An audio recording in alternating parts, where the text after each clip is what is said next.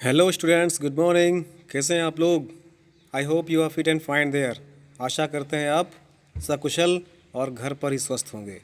तो देखते हैं आप लोग पढ़ाई ठीक ढंग से कर रहे होंगे, ऐसा विश्वास है मुझे। इसलिए मैं ग्रामर की एक सीरीज़ चला रहा हूँ जिसमें मैं लगभग ग्रामर के हर एक नियम, हर एक पार्ट को टच करूँगा, जो कि आपके एकेडमिक और अन एकेडमिक दोनों प्रकार की क्लासेस के लिए महत्वपूर्ण होगा। तो आज की क्लास में हम लोग पढ़ेंगे agreement of the verb with a subject, अर्थात सब्जेक्ट और वर्ब का एग्रीमेंट क्या है, सब्जेक्ट और वर्ब को एक साथ रखने के कौन कौन से कंडीशंस हैं, किस प्रकार सब्जेक्ट और वर्ब को रखने पर सब्जेक्ट के अकॉर्डिंग वर्ब में क्या परिवर्तन होगा और वर्ब के अकॉर्डिंग सब्जेक्ट में क्या परिवर्तन होगा। तो जानते हैं आज हम लोग इसका अध्ययन करेंगे। आज की क्लास बहुत ही महत्वपूर्ण क्लास है, क्योंकि बिना वर्ब के कोई सेंटेंस ही नहीं बनता है और सब्जेक्ट का जो एग्रीमेंट है वर्ब के साथ वो विशेष होता है। इसको बिना पढ़े, बिना जाने, बिना समझे हम अक्सर ग्रामर मिस्टेक कर बैठते हैं, बोलचाल की भाषा में भी और ग्रामर के लिए भी। तो समझते हैं, अंग्रेजी भाषा में क्रिया अपने कर्ता के अनुसार ही प्रयुक्त होती है। इस संबंध में निम्नलिखित नियम स्पष्ट हैं, ध्यान दीजिएगा। जैसे पहला नियम कहता है, वर्ब का पर्सन और नंबर वही होता है जो उसके सब्जेक्ट का है। सब्जेक्ट यदि एक वचन में होता है तो उसकी वर्ब भी एक वचन में होती है, और सब्जेक्ट यदि बहुवचन में होता है तो उसकी क्रिया भी बहुवचन में होती है। जैसे सतीश गेंद खेल रहा है, Satish is playing with a ball. ठीक है ना, Satish is playing with a ball, Satish एक गेंद के साथ खेल रहा है। यहाँ पर देखिए सब्जेक्ट और ये है इज़ वर्ब। जब सब्जेक्ट सिंगुलर नंबर में है तो उसका वर्ब भी सिंगुलर नंबर में हो जाएगा। एक वचन करता अगर है तो उसकी क्रिया भी एक वचन में ही होगी। अब देखिए दूसरा एग्जांपल है, वे लड़के नदी में स्नान कर रहे थे। वे लड़के नदी में स्नान कर रहे थे। दोज बॉयज़, वे लड़के क्या होगा, दोज बॉयज़ स्नान कर रहे थे। ये बहुवचन करता है ना, बहुत से लड़के थे, तो थाथी थे के लिए हम लोग वर का प्रयोग करते हैं, WERE वर या वेयर। तो those boys were bathing in the river, वे लड़के नदी में स्नान कर रहे थे। जैसे इसका दूसरा नियम भी है। इसका दूसरा नियम कहता है, जब दो या दो से अधिक सब्जेक्ट एंड से जुड़े होते हैं तो उनका वर्ब प्लूरल नंबर में होता है, बहुवचन में होता है। जैसे हरीश और सतीश मित्र हैं, Harish and Satish are friends. चूँकि 1 और 1 दो हो गए, और इंग्लिश में सिर्फ दो ही नंबर होते हैं, सिंगुलर नंबर और प्लूरल नंबर। या तो एक होगा या तो बहुत होगा। हरीश है, एक है, हरीश सतीश दोनों आ गए, बहुवचन हो गए, और बहुवचन होने पर उसकी क्रिया भी बहुवचन हो जाएगी। अभी सिंगुलर नंबर था, एक वचन था, तो इसका प्रयोग किया गया था। बहुवचन हो गया तो आर का प्रयोग करना पड़ेगा। हरीश और सतीश मित्र हैं, Harish and Satish are friends. अगला एग्जांपल देखिए, इसी का लिखा हुआ है, राम श्याम तुम और मैं सब घनिष्ठ मित्र हैं।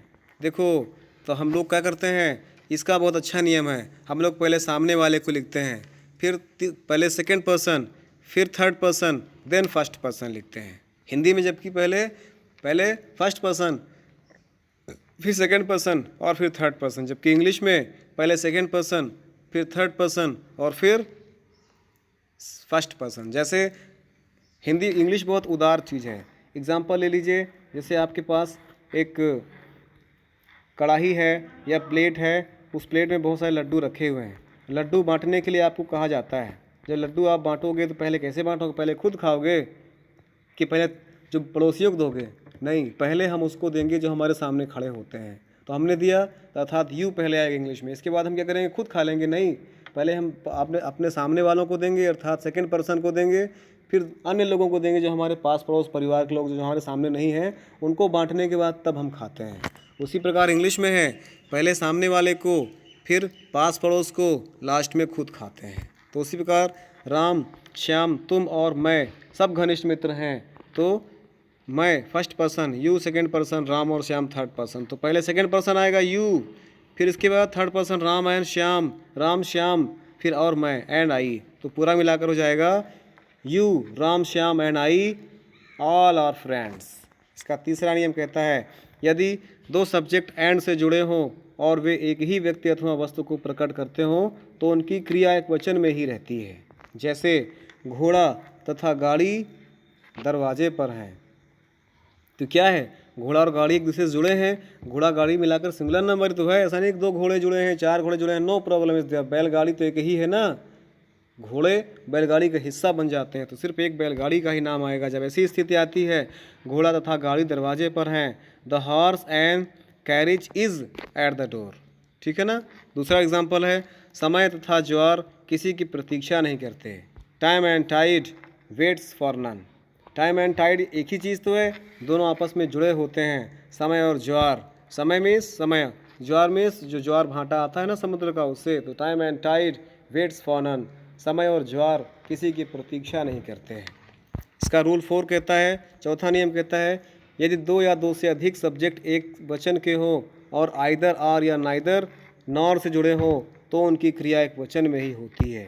जैसे, या तो सरोज ने या सुषमा ने मेरा बटुआ चुराया है, मेरा पर्स चुरा लिया है। जब इसको चेंज करेंगे हम लोग तो हो जाएगा, आइदर सरोज और Sushma has taken my purse. यहाँ पर देखिए हमने हैज़ का प्रयोग किया, हालांकि हैव का प्रयोग होना चाहिए। क्यों नहीं हुआ? क्योंकि यहाँ पर आइदर आर या नाइदर नॉर का प्रयोग हुआ है। जब आइदर आर या नाइदर नॉर का प्रयोग हुआ होना है या हुआ होगा तो वहाँ पर हम लोग सिंगुलर नंबर वर्ब रखते हैं, क्योंकि इन सबको सिंगुलर नंबर सब्जेक्ट माना गया है। जैसे एक और एग्जांपल देख लीजिएगा, ना तो वह और ना उसका मित्र उपस्थित था, नाइदर ही nor his friend was present. यहाँ पर भी देखिए सिंगुलर नंबर वाज का प्रयोग किया गया है। चलिए इसका 5वां नियम देखते हैं। 5वां रूल कहता है, यदि आइदर आर और नाइदर नॉर से जुड़े हुए सब्जेक्ट भिन्न भिन्न नंबर के होते हैं तो क्रिया बाद में आने वाले कर्ता के अनुसार ही प्रयोग की जाती है। जैसे, या तो राजकुमार ने या उसकी बहनों ने यह शीशा तोड़ा है। राजकुमार तो एक वचन हो गया, उसकी बहनें बहुवचन में हो गई, तो जो लास्ट में आएगा उसी के अकॉर्डिंग हमको वर्ब लिखना होता है। तो लास्ट में बहनें आ रही हैं तो बहनें बहुवचन में, इसलिए हमको बहुवचन का ही यूज़ करना है। चलिए आगे बढ़ते हैं। जैसे इसका भी एग्जांपल देख लीजिए, ना तो राजकुमार ने ना उसकी बहनों ने से तोड़ा था। आइदर राजकुमार और he sisters have broken this mirror. Have लगा देंगे ना, क्योंकि हमने कहा भी कि जब लास्ट वाला जब एक सिंगुलर नंबर एक प्लूरल नंबर हो तो जो बाद वाला होगा उसी अकॉर्डिंग हमको वर्ब यूज़ करना होता है। दूसरा एग्जांपल, ना तो वह वहाँ उपस्थित था ना उसके मित्र बहुत सारे थे, तो नाइदर ही nor his friends were present there. ठीक है, इस प्रकार से हमको चेंज करना होता है। इसका 6 रूल कहता है, चौथा नंबर का रूल कहता है कि ईच, एवरी, आइदर, नाइदर तथा मेनी के साथ क्रिया एक वचन की आती है। एक वचन का ही रूप हम लोग इसमें प्रयोग करते हैं। जैसे, इन लड़कों में से प्रत्येक गाना गाता है। इन लड़कों में से प्रत्येक गाना गाता है। Each of these boys sings songs. ठीक है ना, each of these boys sings song, verb की फर्स्ट फॉर्म। इसी प्रकार से अनेक पुरुष प्रतिवर्ष इलाहाबाद जाते हैं। Many a man, singular number, many a man goes to Allahabad every year. इसका रूल 7 कहता है, जब 2 subjects not only but also से जुड़े होते हैं तो उनकी क्रिया के बाद आने वाले नाउन्स या प्रोनाउंस के अनुसार होते हैं। ठीक है ना, जब 2 subject not only but also से जुड़े होते हैं तो उनकी क्रिया बाद वाले नाउन या प्रोनाउन के अनुसार ही प्रयुक्त होती है। जैसे, सिर्फ लड़के ही नहीं उनका पिता भी हंस रहा था। Not only the sons but also their father was laughing. बाद में आने वाले प्रोनाउन, उनका पिता भी हंस रहा था। पिता तो एक ही था उनका, तो देयर फादर वाज लाफिंग। इस प्रकार से बनाएंगे। चलिए समझते हैं। 8वां नियम कहता है, जब और या नॉर से जुड़े सब्जेक्ट भिन्न भिन्न पर्सन्स के होते हैं तो क्रिया उस सब्जेक्ट के अनुसार होती है जो उसके निकटतम होता है। जैसे, या तो वह अपराधी है या मैं। अब देखो लास्ट में मैं, जो लास्ट में आएगा उसी के अनुसार हमको वर्ब लिखना है। आइदर ही और आई एम गिल्टी। आई के साथ एम लगाएंगे ना, क्योंकि प्रोनाउन बाद में आया हुआ है जो उसी के अनुसार लगाते हैं प्रोनाउन। आइदर ही और आई आर गिल्टी। उसी प्रकार नेक्स्ट है, ना तो तुमने यहाँ काम किया और ना उसने। Neither you nor he has done this work. इस प्रकार से हमको इसको चेंज करना होता है। इसका 9th नंबर का रूल कहता है, 9वां नियम कहता है, कलेक्टिव नाउन से जब हमारा आशय किसी समूह से होता है तब उसकी क्रिया एक वचन हो जाती है। जैसे, यह कक्षा बहुत अच्छी है। This class is very good. यहाँ पर देखिए कलेक्टिव नाउन्स हैं, एक समूह की बात हो रही है, लेकिन उसकी जो क्रिया है वो हमको हमेशा वर्ब की फर्स्ट फॉर्म, वर्ब अर्थात क्रिया को एक वचन में रखना होता है। क्योंकि कक्षा तो एक ही है, भले बच्चे बहुत ढेर सारे हैं तो क्या हुआ, क्लास तो एक ही है ना, ग्रुप तो एक ही है ना, इसलिए यहाँ पर भी जब एक ही सिंगुलर नंबर दिस क्लास, इसे होता था दिस क्लास, दोस क्लास होता बहुवचन बनाने के लिए, तो दिस क्लास में सिंगुलर नंबर की बात हुई, तो इसके साथ भी वर्ब को भी सिंगुलर नंबर रखना है। यह कक्षा बहुत अच्छी है, this class is very good. सेना चल रही थी, सेना चल दी है, द आर्मी हैज़ मार्च्ड। सेना चल दी है, सेना तो ग्रुप है, एक नहीं है, ग्रुप ऑफ है, कलेक्टिव नाउंस है, लेकिन कलेक्शन तो एक ही है ना, समूह तो एक ही है, इसको सिंगुलर नंबर में रखा जाएगा। जब सिंगुलर नंबर में होगा सब्जेक्ट तो सिंगुलर नंबर में होगी वर्ब। उसी प्रकार से रूल नंबर 10 कहता है कलेक्टिव नाउन से जब हमारा आशय समूह के व्यक्तियों से होता है तब क्रिया बहुवचन में आती है। जैसे जैसे समझिएगा, जूरी के जजों में इस बात का मतभेद था। जूरी नाम है, जूरी के जजों में इस बात का मतभेद था। The juries were divided on this point. Rule number 11 कहता है यदि किसी पुस्तक का नाम बहुवचन में हो तो भी उसकी क्रिया एक वचन में आती है। ठीक है, यदि किसी पुस्तक का नाम बहुवचन में भी हो तब पर भी उसकी क्रिया एक वचन में आती है। जैसे अरेबियन नाइट्स, नाइट्स से लगता है बहुवचन की बात हो रही है, बट ये सिंगुलर नंबर में है। अरेबियन नाइट्स बहुत अच्छी पुस्तक है, Arabian Nights is a very good book.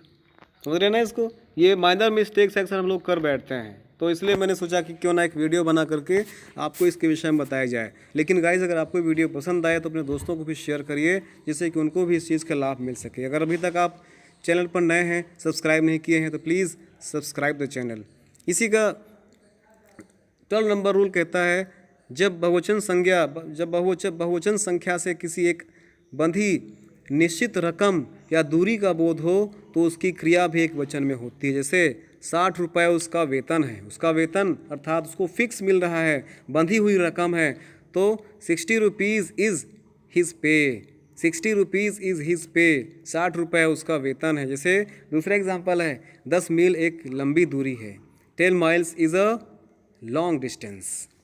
Example number 13 कहता है, रूल नंबर 13 कहता है कुछ नाउन्स बाहरी रूप से प्लूरल प्रतीत होते हैं, कुछ रूल्स बाहर रूप से प्लूरल प्रतीत होते हैं, परंतु अर्थ के विचार से वे एक वचन में होते हैं। ऐसे नाउन्स के साथ क्रिया एक वचन या सिंगुलर नंबर में होती है, ना कि बहुवचन में, प्लूरल नंबर में। एग्जाम्पल द्वारा समझते हैं, यह समाचार सत्य है, this news is true. News में एस लगा हुआ है, इससे मत घबराना कि बहुवचन में है। दिस न्यूज़ इज़ ट्रू, यह समाचार सत्य है। उसी प्रकार जैसे नागरिक शास्त्र कठिन विषय नहीं है, सिविक्स, यहाँ पर भी एस लगा हुआ है, डरना नहीं, सिंगुलर नंबर में है।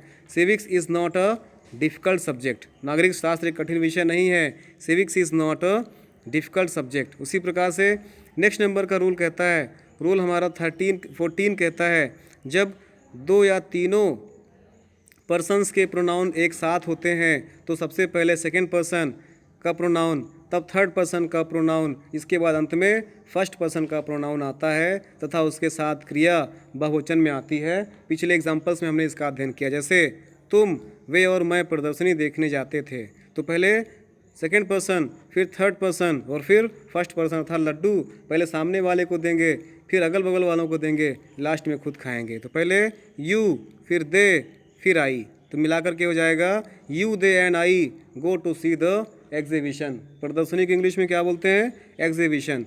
तुम, वे और मैं प्रदर्शनी देखने जाते हैं, you they and I go to see the exhibition. उसी प्रकार से 15 नंबर का नियम कहता है जब नाउन्स में प्रत्येक नाउन के पहले द लगा होता है तो क्रिया बहुवचन में आती है। जैसे घोड़ा तथा गाड़ी दरवाजे पर हैं, the horse and the carriage are at the door. ठीक है ना, the horse and the carriage are at the door. उसी प्रकार से नियम नंबर 16 कहता है यदि दो सब्जेक्ट्स एज वेल एज द्वारा जुड़े हो तब वर्ब प्रथम सब्जेक्ट के अनुसार आती है। जैसे वे भी यहाँ उपस्थित हैं और मैं भी, they as well as I are present here. पहले वाले सब्जेक्ट दे है ना, तो दे के अनुसार ही हमको वर्ब यूज़ करना है। तो वे भी यहाँ उपस्थित हैं और मैं भी, they as well as I are present there. तो इस प्रकार से हमने 16 रूल जाना। इन 16 रूल्स के माध्यम से हमने agreement of verb with its subject अर्थात सब्जेक्ट वर्ब एग्रीमेंट सीखा। तो सब्जेक्ट वर्ब एग्रीमेंट हर क्लास के लिए महत्वपूर्ण है, चाहे वो एकेडमिक हो चाहे अन अकेडमिक हो, किसी भी क्लास के लिए, चाहे 6, 7, 8 का हो, चाहे 12 या फिर 10+2। अगर वो कंपटीशन की तैयारी भी कर रहे हैं तब पर भी सब्जेक्ट वर्ब एग्रीमेंट जानना बहुत ही ज़रूरी है। बिना इसके सेंटेंस बनाने की कल्पना नहीं की जा सकती है। तो so guys, thanks for watching the video. जय हिंद।